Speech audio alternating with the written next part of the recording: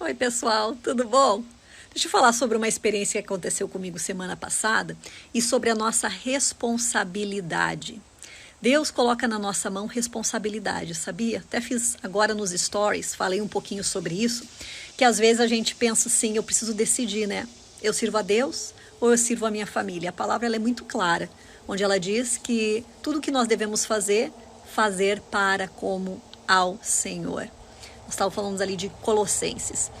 E o que acontece dentro dessa perspectiva? A gente acredita que o nosso serviço a Deus, o cuidado com a obra dele, as coisas que eu faço, ação, fazer, é mais importante do que ser para Deus. E aí, então, por causa desse fazer, a gente também começa a destinar o que eu vou fazer para a minha família, o que eu vou fazer para Deus, o que é prioridade, quem eu tenho que priorizar. E aqui vale sempre aquela pitada de discernimento e de sabedoria, tá? Por quê? Porque existem fases na nossa vida. Se tu é um funcionário da igreja, é como se tu fosse um funcionário de algum outro lugar. Tem horário para entrar, tem horário para sair, tu tem a tua remuneração. Se tu é um voluntário, também tem horários que tu vai te comprometer. Agora, tem muitas vezes, por causa da nossa ferida, não tem nada a ver com o sistema está aí e cai quem quer.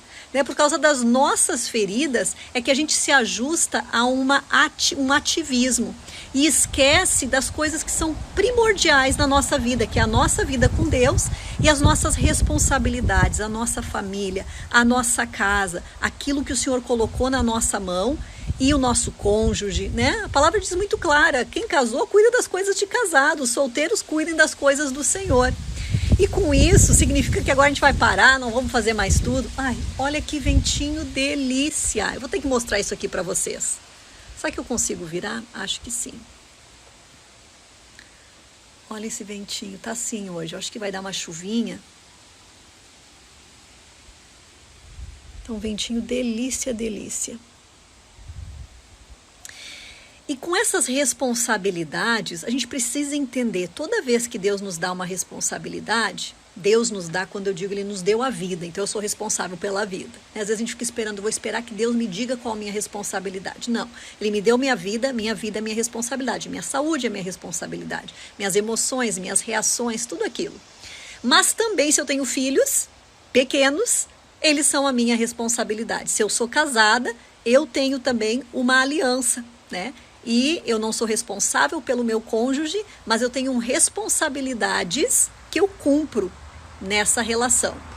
O que acontece muitas vezes é que a gente não toma as nossas responsabilidades. Eu já fui muitas vezes e provavelmente hoje eu esteja em algumas áreas ainda que eu não tenha noção. Essa santificação, isso é o lindo de Deus, nós estamos crescendo, mas eu quero dividir com vocês o que aconteceu semana passada com o Ben. E por que eu estou falando sobre isso? Existiu uma fase na nossa vida onde a gente só acreditava naquilo que os médicos diziam, né? Aí a avó falava de uma receitinha caseira, aí a tia falava de uma coisa que funcionou. Eu me lembro, mãe nova, não quero ouvir o que vocês têm para falar, eu quero saber exatamente o que o meu médico está dizendo.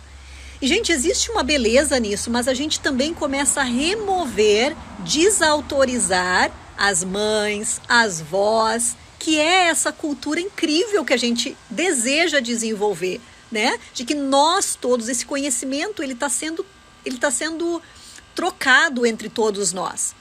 Então existia aquele entendimento de que se o doutor disse algo, todo o resto estava errado, né? Se a pedagoga disse algo, de novo, gente, vocês profissionais, admiro, amo, mas a gente tem desvalidado. E não é diferente na educação de filhos e na responsabilidade.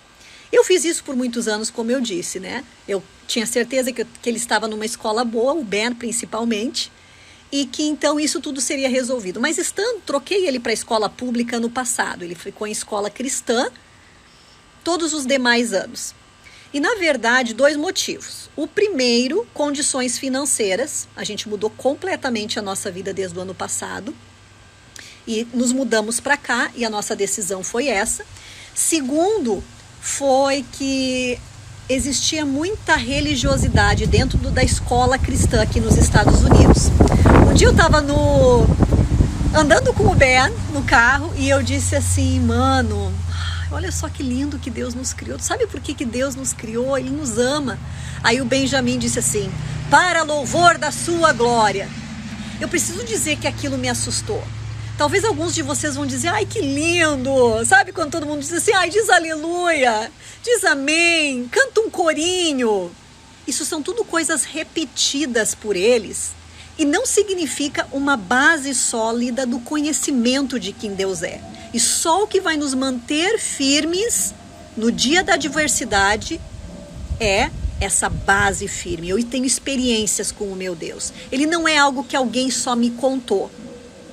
Então, quando ele me disse, depois de tudo que a gente tem trabalhado com eles, ele vem e ele repete aquele jargão, para louvor da sua glória. O que uma criança de 5, 6 anos vai saber o que é para louvor da sua glória nesse sentido, entende? E aquilo me assustou. Eu pensei, ué. E depois de ter ministrado centenas de pessoas, eu e Marcelo, a gente tem identificado algo. É mais difícil uma pessoa receber cura que vem da religiosidade do que uma pessoa que vem do mundo. A religiosidade, ela é tão danosa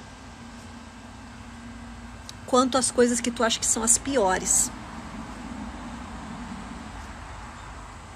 Difícil falar sobre isso. A religiosidade, ela não tem o espírito, né? Ela mata. É o ter que fazer, é o ter que tentar, é o me esforçar. Respondi uma caixinha aqui, alguém que disse, eu sirvo a Deus há tantos anos, estou me sentindo seca. Como é que eu reavivo? Faz tudo de novo, volta lá para quando aceitou Jesus. Lá quando tu aceitou Jesus por um motivo muito importante. Ele te amou primeiro. Ele já tinha colocado essa base, tu te apaixonou, porque ele te amou antes de tu ser alguma coisa, fazer alguma coisa. E aquilo é fora da casinha para nós. Mas com o passar dos anos, a gente vai aprendendo o que a gente tem que fazer, como a gente tem que se comportar, e a gente sai dessa vida minha com o Espírito Santo, né? Às vezes o Espírito Santo vai dizer para ti que está na tua hora de servir. Ele vai dizer, sai da tua casa, da tua parentela e vai para o lugar que eu vou te mostrar. Vai lá fazer. Tu pega os teus pintinhos e vai fazer o que Deus está mandando. Deus nunca nos dá uma responsabilidade e de repente ele muda, né? Ele troca. Agora tu tem outra. Agora tu vai deixar aquilo que é mais importante para cuidar das minhas coisas. De novo, estou falando isso aqui com temor, estou falando isso aqui como alguém que serve hoje na minha igreja local, sou voluntária, pode me chamar hoje, eu vou dizer sim. Então eu estou dizendo de alguém que já viveu dentro do fazer para conseguir algo, né, de Deus. Às vezes até o teu devocional é assim, estou fazendo porque senão ele não vai me abençoar, né? Morto. Se passar o fogo ali não fica nem palha. Mas a história que eu queria falar para vocês, o Benjamin, então eu tirei ele. Então os médicos, né, são aqueles que têm, a escola é aquela que tem, a professora é aquela que tem autoridade total e que sabe o que vai fazer. E a gente então educa os filhos, ou numa libertinagem de que ninguém merece respeito, mas eu estou falando com pessoas que eu acredito que ensinam os seus filhos e dizem respeito é importante, honra é importante. Mas às vezes a gente não se dá conta que a gente vive num mundo caído e num sistema podre também. Eu não posso ser cega e mandar os meus filhos para a escola achando que lá todas as professoras, toda a direção, todo mundo tem o melhor interesse do meu filho. Quem tem o melhor interesse do meu filho sou eu, como mãe, e tenho que ter, eu e Marcelo, você, a sua casa. Bom, então tem uma lei aqui nos Estados Unidos, nas escolas públicas, muito séria com relação a fazer arminha para brincar. O Benjamin, umas 2 semanas atrás, ele foi no laser tag, que é um brinquedo de laser com arminhas. Adivinha o que ele fez naquela semana na escola? Fez uma arminha. Gente, deu uma repercussão na escola. Repercussão. A direção me ligou, me dizendo que isso era uma infração gravíssima, ele ter feito uma arminha e brincar de atirar, e que eles iriam conversar com ele. Eu disse, não, ótimo, obrigada, e eu preciso te dizer, eu não tinha noção disso, não tenho ideia, né? Ao mesmo tempo que o Ben tem espada para brincar, não tem nenhuma arminha, talvez aquelas que, ou que atira água, ou que atira aquelas buletezinhas assim, mas não é algo que ele está constantemente. Eu sei que aquilo veio do laser tag que ele fez no final de semana. Então eu expliquei, gente, desculpa, eu venho também de uma cultura onde, pelo menos até onde eu saiba, no Brasil não é tão comum haver esses tiroteios em escolas. Então é por isso daí que vem essa ideia de que, meu Deus, não pode brincar. Mas até aí não é problema, conversei com eles. No outro dia o Benjamin vem para casa e diz, mamãe, eu fiquei a tarde inteira na direção por causa disso. Eu disse a tarde inteira, às vezes eu acho que, sabe, criança, será que exagerou, será que não? Ok. Eu disse, mano, tu sabe por quê? Não pode brincar, fazer de arminha. Eu até nem sabia, me desculpa, porque eu, como a tua mãe, não te ensinei isso. Ele disse, não. Aí eu tive que explicar uma conversa de adulto, sabe? Eu disse, desculpa, Ben, mas eu vou ter que te dizer, talvez só quando tu era adulto tu deveria saber. Mas aqui nos Estados Unidos tem muitas escolas que há tiroteios, onde pessoas entram, então aqui não pode ter nada disso. Ele arregalou uns olhão, tipo, eu não tinha nem ideia disso. Expliquei para ele. Eu disse, tu entendeu? Isso é sério, é muito sério, entendi. Aí eu marquei para falar com a prof, que é quem eu conheço, e disse, olha que interessante, o Ben disse que ficou a tarde inteira na direção. Eu não sabia, não fui avisada, apenas a direção me contatou que ia conversar com ele. Eu disse, ótimo, com certeza. Ficando a tarde inteira na direção, para mim, daí, quais eram as coisas? As crianças iam lá, olhavam pelas frestas, riam. Uma tarde inteira para uma criança não é 20 minutos, 10 minutos. Uma tarde inteira é uma tarde inteira. Então eu peguei e eu disse assim, eu só queria saber quais são os procedimentos, né? Por que ele foi para a escola ficar essa tarde inteira? E quando eu digo isso, o cerne da questão é, tu tem responsabilidade, tu tem autoridade. Gente, chega de uma igreja cega. Ai, faz só o que estão me dizendo para fazer. É o teu relacionamento com o Espírito Santo. Muitos de nós saímos de um estilo de crença onde só tinha uma pessoa que sabia e que compartilhava, ninguém mais lia a Bíblia. Nós saímos daquele lugar para hoje que tu sejas sacerdote, mas nós ainda não andamos até o final dessa jornada, onde tu é sacerdote, é o Senhor que vai dizer para ti como as coisas têm que funcionar. Tu é uma pessoa livre em Deus. Tu é uma pessoa que tu vai dizer, eu vou congregar nesse lugar porque o Senhor está me colocando aqui.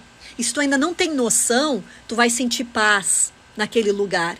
É um lugar que traz maior liberdade ainda para a tua família. É um lugar seguro, é um lugar sadio, é um lugar onde não tem troca de poder, não é uma fofocagem, um diz que me diz que tu faz isso, eu te tiro aquilo. Gente, isso é doença, certo? Isso é algo ruim, isso não faz parte, sabe? Isso é uma noiva sofrida, doída. E eu preciso te dizer isso. Muitas vezes as pessoas têm dificuldade de falar isso porque elas dizem o seguinte, as pessoas são imaturas. Aí ninguém mesmo vai na igreja. Aí ninguém mais vai fazer, não tem problema. Porque nós somos a igreja de Cristo. E eu sou a primeira a falar sobre congregar, sobre o que acontece num lugar onde nós estamos juntos adorando a Deus, compartilhando a palavra, uma unção coletiva que ocorre, coisas que ocorrem na nossa vida que não ocorrem no nosso dia a dia, no nosso canto secreto. Da mesma forma, o contrário, o que não vai acontecer na igreja é que tu precisa ter no teu canto secreto com o Senhor. Mas Nós levamos isso para doutores, para médicos, para professores que devem ser respeitados e muitas vezes sabem mais, mas não tira a tua autoridade como ser humano, como mãe, como filho, de questionar, de querer saber o que está por trás disso. Por que é feito assim? Não tem problema, é feito assim. Eu quero que tu me explique por quê. Só isso. Quando alguém não consegue te responder por quê, fica brabo ou coloca de volta para ti, é tu que está incrédulo, é tu que não quer, é tu que está rebelde. Gente, isso não é saudável. Porque não tem problema dizer eu não sei. Olha, sabe, boa pergunta, eu não sei. Não sei não significa que tu é burro. Que tu... Não, mas as pessoas tentam cobrir, elas acham que tem que ser perfeitas, elas acham que tem que saber todas as respostas. Eu não sei todas as respostas. Nós não sabemos todas as respostas. Mas o que eu tinha que vir dizer aqui para vocês é que por muitos anos, talvez é a forma que eu fui ensinada, talvez é a forma que eu acreditei, né, a forma que eu vivi a minha vida, de que as pessoas sabem mais e é delas que eu devo ouvir. Em algumas delas, com certeza, é na multidão de conselheiros que há sabedoria. Não em um só, a não ser no nosso Deus. Então eu quero dividir isso com vocês. Se tem alguma coisa estranha na escola, se o jeito que as coisas estão sendo feitas, se tu leva no médico e parece que não está certo, não para ali. Não duvida dessa tua intuição. Isso é outra coisa. A gente não foi ensinado a acreditar que Deus já colocou em nós algo que é incrível e que a gente precisa acreditar. Aquele sexto sentido, discernimento muitas vezes. Mas mesmo quando a pessoa não é crente, ela já tem uma sensação. Tem as crianças, isso é bom, isso não é bom. Isso aqui não deveria estar fazendo, isso aqui eu deveria estar fazendo. Mas a gente não acredita nisso. A gente foi dito e foi ensinado que a gente é de todo mal. A gente, na natureza caída, a gente é terrível. Nada em nós é bom. Então, tu não pode acreditar muito nisso. A gente foi ensinado mais a questionar quem nós somos do que questionar por que a gente faz o que a gente faz.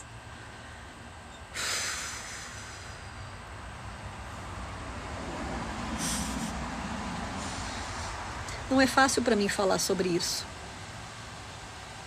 Porque eu muitas vezes fui taxada de rebelde, de questionadora, né? E quando a gente tem um coração doído e machucado, é realmente assim que vai soar. É rebeldia, é indo contra as pessoas. Agora, o nosso coração é por aqueles que o Senhor nos entregou a responsabilidade. Eu sou responsável pelos meus filhos, eu tenho uma aliança com meu marido, eu disse sim para uma igreja local, eu sou responsável ali. E eu não vou falar mal, eu não vou dizer do fulano e do ciclano, da liderança tal. Se eu não concordo, eu vou sair, porque eu sou livre. Eu tenho liberdade para sair dali e dizer isso aqui não é o que Deus tem para mim agora. Ninguém precisa ir comigo. Não vou fazer alardum, não vou dividir igreja, não tem nada a ver com isso. Eu e a minha casa vamos servir ao Senhor, nós vamos ouvir o Espírito Santo. Ao Espírito Santo. Não ao engano, né, não às obras do inimigo. E tudo isso se resume a uma coisa só, que é só o que eu e Marcelo falamos aqui. Cura do nosso coração. Ai, Jaque, mas o Espírito está vivo. A gente só não vive mais no Espírito porque a nossa alma está machucada e está impedindo. A nossa alma está dolorida. Os julgamentos, as feridas, a falta de perdão, a amargura, está tudo aqui. Ai, mas eu já perdoei todo mundo, glórias a Deus. Aham. E por que tu se sente infeliz? Por que tu se sente mal? Por que tu olha para as pessoas e critica e julga? Acha que todo mundo é ruim, que não devia, que não pode confiar em ninguém. Ah, é porque teu coração tá limpo, né, que tu faz isso. Não é por isso. Tá ali num lamaçal de engano, de decepção. E não é assim que Deus quer que a gente viva. Assuma a responsabilidade, em primeiro lugar, pela tua vida, pela tua saúde física. Tu não cuida da tua saúde física? Tu não tá nem aí porque tu come ou que tu não come? Ah, eu só quero satisfazer, é isso que eu quero agora. Faz parte também. Não consegue controlar as compras? Tá aí, ó. emocionalmente. Gente, nosso espírito está vivo em Cristo. Eu vou fluir e eu vou habitar, eu vou deixar Ele reinar quando essa alma machucada for restaurada. Porque uma alma machucada está influenciando o teu corpo, é por isso que tu está doente, é por isso que tu fica doente, é por isso que tu fica engasgado, é por isso que tu pega aquela gripe todo ano. Não é porque mudou o tempo. É porque tu teve uma briga com o teu chefe. É porque tu não pôde falar aquilo que tu queria, tá engasgado, agora tu tem dor de garganta, perde a voz. Não entende isso? Vou lá na casa da mãe, na casa do fulano, volto de lá mal, dor de cabeça, angustiado. Por causa disso aqui, ó. Ai, Jaque, mas o coração eu vou ignorar essas coisas de alma, isso aí é só coisa que o diabo vem. Exato, ele tá ali porque não tá curado. Ele pode pisar ali. Ele tá fazendo de marionete. E aí tu acha que somente lá, chá vai ajudar. Não ajuda. Amo vocês. Te responsabiliza pela tua vida. Te responsabiliza pela tua casa. Te responsabiliza por aquilo que é tua responsabilidade.